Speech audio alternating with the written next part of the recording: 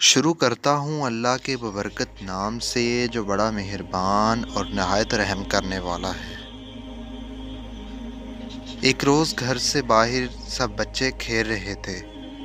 انہوں نے دیکھا کہ دو آدمی آئے اور یہ بڑے حسین و جمیل، خوبصورت اور شاندار آدمی تھے۔ نہایت عمدہ صاف لباس پہنے ہوئے انہوں نے حضرت محمد صلی اللہ علیہ وآلہ وسلم کو اٹھایا اور ان کو الگ لے گئے۔ اس وقت آپ صلی اللہ علیہ وآلہ وسلم کی عمر مبارک 4 سال تھی۔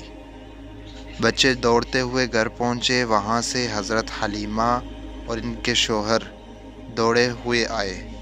دیکھا حضرت محمد صلی اللہ علیہ وآلہ وسلم اپنی جگہ موجود ہیں اور کوئی آدمی وہاں موجود نہیں۔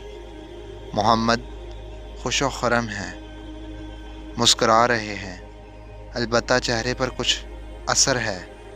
ان سے پوچھا، بیٹا کیا ہوا؟ کون آدمی تھے؟ وہ تمہیں کیوں اٹھا لائے تھے؟ وہ کہاں چلے گئے؟ حضور صلی اللہ علیہ وآلہ وسلم نے اپنے معصوم زبان سے سارا قصہ سنا دیا کہ ان دونوں نے مجھے لٹا کر یہاں سے یہاں تک سینے کی طرف اشارہ کرتے ہوئے چاک کیا، پھر گوشت کا ایک لوتھڑا نکالا، اس کو چیر کر سیاہ دانہ اس میں سے نکالا، صاف پانی ان کے پاس تھا، اس سے دھویا، پھر ان کو اپنی جگہ رکھ دیا اور ٹھیک کر کے چلے گئے۔ مجھے تکلیف کچھ نہیں ہوئی بلکہ ٹھنڈک سی معلوم ہوئی اور اب تک معلوم ہو رہی ہے۔ حضرت حلیمہ اور حضرت حارث نے حضور صلی اللہ علیہ وسلم پیار کیا، سینے سے لگا کر گھر لے آئے۔ دوسری بار شق صدر کا واقعہ آپ کے 10 سال کی عمر میں پیش آیا۔ یہ حضرت ابو ہریرہ رضی اللہ تعالیٰ عنہ سے صحیح ابن الحبان اور دلائل ابی نعیم وغیرہ سے مذکور ہے۔ جب دوسری مرتبہ شق القدر ہوا تو آپ خوفزدہ ہو کر جلدی سے اپنی والدہ کے پاس چلے گئے اور سارا ماجرا بیان کیا۔ آپ کی والدہ چونکہ یہ بات جانتی تھیں کہ آپ پر ضرورت نبوت ہوگی، آپ کو تسلی دی اور گود میں بٹھا لیا۔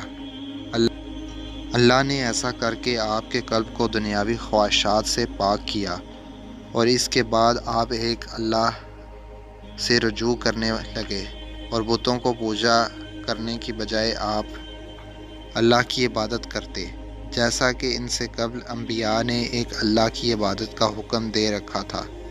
آپ رات کے تیسرے پہر غار حرا میں تشریف لے جاتے اور اللہ کی یاد اور تسبیح میں مصروف رہتے، حتیٰ کہ آپ کی عمر مبارک 40 برس ہو گئی، اور وہ مبارک دن آ ہی گیا جب اللہ نے آپ کو نبوت عطا فرمائی اور پہلی وحی کا نزول ہوا۔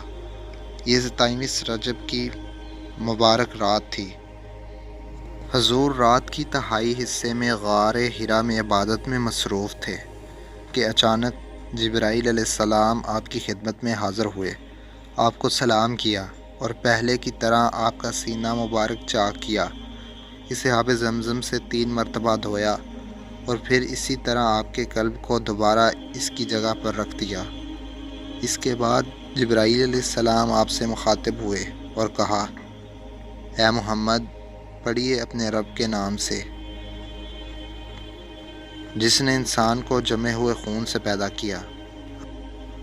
آپ نے فرمایا، میں پڑھنے والا نہیں۔ جبرائیل نے فرمایا، اے محمد، پڑھیے اپنے رب کے نام سے جس نے انسان کو وہ علوم سکھائے جس کا اسے پہلے علم نہ تھا۔ آپ صلی اللہ علیہ وآلہ وسلم نے وہی جواب دیا۔ جبرائیل نے تیسری مرتبہ کہا، اے محمد، پڑھیے کہ آپ کا رب بڑا رحیم ہے۔ آپ نے پھر وہی جواب دیا۔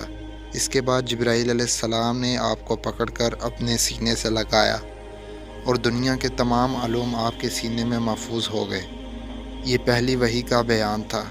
پہلی وحی میں سورہ علق کی پہلی 5 آیات نازل ہوئی تھی۔ اس وحی سے آپ کے جسم مبارک پر لرزہ طاری ہو گیا اور آپ اپنے گھر کی طرف روانہ ہوئے۔ اس وقت آپ کی عمر 40 برس تھی۔ آپ گھر پہنچے اور حضرت خدیجہ الکبریٰ رضی اللہ تعالیٰ عنہ سے فرمایا کہ مجھے چادر اوڑھ دو۔ اس کے بعد آپ صلی اللہ علیہ وآلہ وسلم نے انہیں تمام واقعہ بیان کیا۔ حضرت خدیجہ رضی اللہ تعالیٰ عنہ نے آپ کو تسلی دیتے ہوئے فرمایا، آپ خوف زدہ نہ ہوں، آپ ہمیشہ غریبوں اور یتیموں کی مدد کرتے ہیں، کمزوروں کا بوجھ اٹھاتے ہیں اور دوسروں پر رحم فرماتے ہیں۔ بے شک اللہ آپ کو اس حال میں تنہا نہیں چھوڑے گا۔ اس کے بعد آپ پر وحی کا سلسلہ شروع ہو گیا اور 23 سال تک جاری رہا۔ اس عرصے میں اللہ نے وحی کے ذریعے اپنے دیگر احکامات کے علاوہ قرآن پاک بھی نازل فرمایا۔ چوتھی مرتبہ آپ کے قلب مبارک کو معراج کی رات میں سفر معراج سے پہلے آب زمزم سے دھویا گیا تھا۔ دوستو، یہ تھے شق قدر کے واقعات۔ پہلی مرتبہ شق قدر کی حکمت یہ تھی کہ حضور صلی اللہ علیہ وآلہ وسلم ان وسوسوں اور خیالات سے محفوظ رہیں جن میں بچہ مبتلا ہو کر کھیل کود اور شرارتوں کی طرف مائل ہو جاتے ہیں۔ دوسری بار 10 برس کی عمر میں شق قدر ہوا تاکہ جوانی کی پرشوب شہوتوں کے خطرات سے آپ بے خوف ہو جائیں۔ تیسری بار غار حرا میں شق قدر ہوا اور آپ صلی اللہ علیہ وآلہ وسلم کی قلب میں نور سکینہ بھر دیا گیا تاکہ آپ وحی الہی کے عظیم اور گراں بوجھ کو برداشت کر سکیں۔ چوتھی مرتبہ شب معراج میں آپ صلی اللہ علیہ وآلہ وسلم کا مبارک سینہ چاک کر کے نور و حکمت کے خزانے سے معمور کیا گیا تاکہ آپ قلب مبارک میں اتنی وسعت اور صلاحیت پیدا ہو جائے کہ آپ دیدار الہی کی تجلیوں اور کلام ربانی کے ہیبتوں اور عظمتوں کے متحمل ہو سکیں۔ اس واقعے کا نام شرح صدر بھی ہے، شق قدر بھی۔ اللہ پاک سے دعا ہے کہ حضور کے صدقے ہماری بخشش فرما دے۔